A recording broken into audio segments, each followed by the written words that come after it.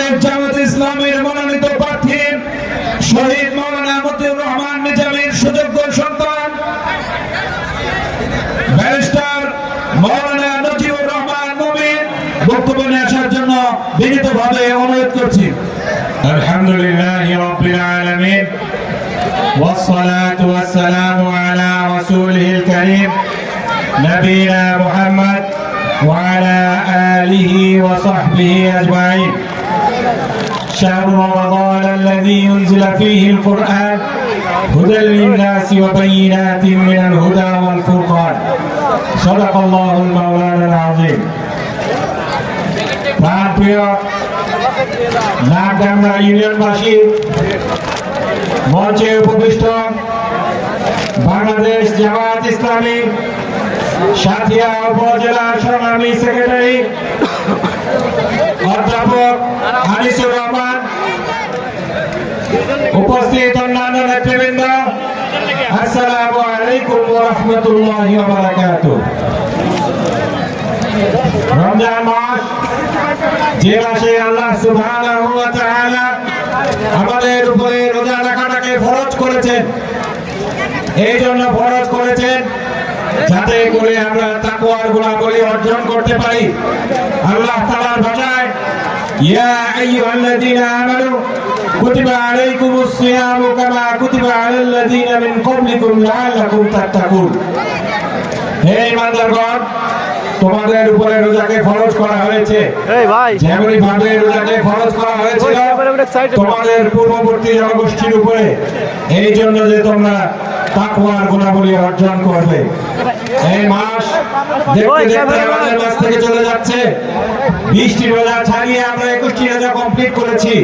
রহমতের 10টি দিন চলে গিয়েছে, মাগফিরাতের 10টি দিনও চলে গিয়েছে।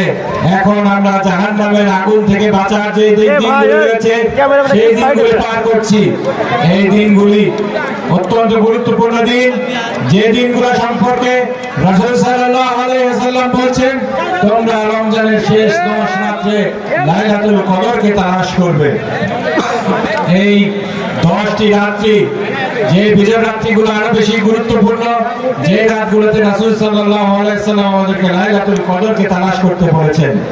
এই লাইলাতুল কদর সম্পর্কে আল্লাহ তাআলা বলেছেন, ইন্না আনজালনাহু ফি লাইলাতুল কদর, নিশ্চয়ই আমরা কোরআন শরীফকে লাইলাতুল কদরে নাযিল করেছি। ওয়া মা আদরাকা মা লাইলাতুল কদর, তোমরা কি জানো লাইলাতুল কদর কি? লাইলাতুল কদরি খায়রুম মিন আলফি শাহর, এই রাত্রিটি 1000 মাসের চাইতেও শ্রেষ্ঠ। এই যে রাতটি আছে, এই রাতে যদি আমরা ঈমান এবং ইহতিসাবের সাথে ইবাদত বندگی করতে পারি, রাসূল সাল্লাল্লাহু আলাইহি ওয়াসাল্লাম আমাদেরকে সুসংবাদ দিচ্ছেন, মান কামা লাইলাতুল কদরি ঈমানান ওয়া ইহতিসাবান গুফিরা লাহু মা তাকাদ্দামা মিন যামবি। কেউ যদি লাইলাতুল কদরে ঈমান এবং ইহতিসাবের সাথে ইবাদত বندگی পালন করে, তাহলে তাকে তার পূর্ববর্তী সমস্ত গুনাহ খাতা আল্লাহ তাআলা মাফ করে দিবেন। সুতরাং প্রিয় রোজাদার ভাইরা, আমাদের যে দিনগুলি চলে গিয়েছে সেটা চলেই গিয়েছে। আল্লাহ তাআলা আমাদের 20টি রোজা সকল দোষগুলি মাফ করে কবুল করে নিন। আর সামনে যে 9টি রোজা রয়েছে, 8টি কিংবা 9টি, এই রোজাগুলোকে আল্লাহ তাআলা আমাদেরকে ভালোভাবে হক আদায় করে পালন করার তৌফিক দান করুন। একই সাথে আমাদের নসিবে যদি লাইলাতুল কদর জমে, এই রাতে আল্লাহ তাআলা আমাদেরকে হক আদায় করে আমল করার তৌফিক দান করুন। এই রাতে আমরা যদি হক আদায় করে ইবাদত করতে না পারি, এই রমজানটা যদি চলে যায় আর আমাদের গুনাহগুলোকে যদি আমরা মাফ করিয়ে না নিতে পারি, আমাদের জন্য ভয়াবহ দুর্ভোগ অপেক্ষা করছে, ভয়াবহ দুঃসংবাদ অপেক্ষা করছে। রাসূল সাল্লাল্লাহু আলাইহি ওয়াসাল্লামের হাদিস, একবার রাসূল সাল্লাল্লাহু আলাইহি ওয়াসাল্লাম মসজিদের মেম্বারে উঠছিলেন আর আমিন আমিন বলছিলেন। সাহাবায়ে কেরাম জিজ্ঞেস করলেন, ইয়া রাসূলুল্লাহ, আপনি কেন আমিন আমিন বলছিলেন? রাসূল সাল্লাল্লাহু আলাইহি ওয়াসাল্লাম বললেন, জিবরাইল আলাইহিস সালাম বদদোয়া করছিলেন যে রমজানটা পেল অথচ তার গুনাহ খাতাকে মাফ করিয়ে নিতে পারলো না, তার জন্য ধ্বংস। আমি আল্লাহর কাছে প্রাণ ভরে দোয়া করি, আল্লাহ তাআলা যেন আমাদের সমস্ত গুনাহ খাতা এই রমজান মাসে রোজার ওসিলায় মাফ করে দেন। আমার কথা বেশি বলবো না, ইফতারের সময় ঘনিয়ে আসছে, আমরা সবাই ইফতার সামনে নিয়ে বসে আছি। এই মুহূর্তটি আল্লাহ তাআলার কাছে অত্যন্ত প্রিয়। এই সময় আল্লাহ তাআলা আমাদেরকে নিয়ে গর্ব প্রকাশ করেন যে দেখো আমার বান্দারা সারাদিন না খাওয়া অবস্থায় ইফতার সামনে নিয়ে ক্ষুধার্ত অবস্থায় বসে রয়েছে, কিন্তু শুধুমাত্র আমার ভয়ে তারা কোনো কিছু খাচ্ছে না। এই সময় আল্লাহ তাআলা আমাদের দোয়াগুলোকে কবুল করেন। সুতরাং ইনশাআল্লাহ আমরা সবাই মিলে দোয়া করব। দোয়ার আগে শুধু একটি কথা বলতে চাই, শহীদ মাওলানা মতিউর রহমান নিজামী আপনাদের এই এলাকার সন্তান, আপনাদের নেতা ছিলেন, আপনাদের এমপি ছিলেন, আপনাদের এখান থেকে তিনি মন্ত্রীত্বের দায়িত্ব পালন করেছেন। তিনি কেমন মানুষ ছিলেন? তিনি কি কোনো চোর ছিলেন, ডাকাত ছিলেন, কারো হক মেরে খেয়েছে, কাউকে কষ্ট দিয়েছে, তার কি কোনো ব্যক্তিগত শত্রু ছিল? তাহলে তাকে কি অপরাধে হত্যা করা হলো? তাকে একটি অপরাধেই হত্যা করা হয়েছে।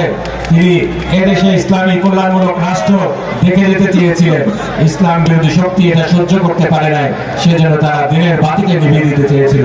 কিন্তু আল্লাহর ইচ্ছা, আল্লাহ চান দিনের বাতিকে তিনি পরিপূর্ণতা দান করবেন ইনশাআল্লাহ।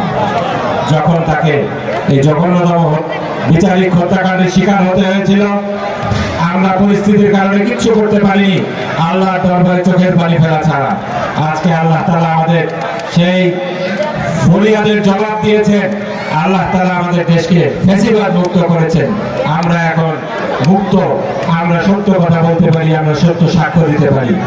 এই অবস্থায় যদি আমরা সত্য সাক্ষ্য দিতে ভয় পাই, সত্য সাক্ষ্য দিতে বিরত থাকি, তাহলে আল্লাহ তাআলার কাছে আমরা কি জবাব দিব আমাদের চিন্তা করা উচিত। আমাদের সামনে সুযোগ আসছে, একটি নির্বাচন আসছে, এখানে আমাদেরকে সত্যের পক্ষে দাঁড়াতে হবে, সত্যের পক্ষে সাক্ষী দিতে হবে, বিশ্বের সামনে প্রমাণ করে দিতে হবে মাওলানা মতিউর রহমান নিজামীর বিরুদ্ধে যে সমস্ত অভিযোগ আনা হয়েছিল সেগুলো সর্ব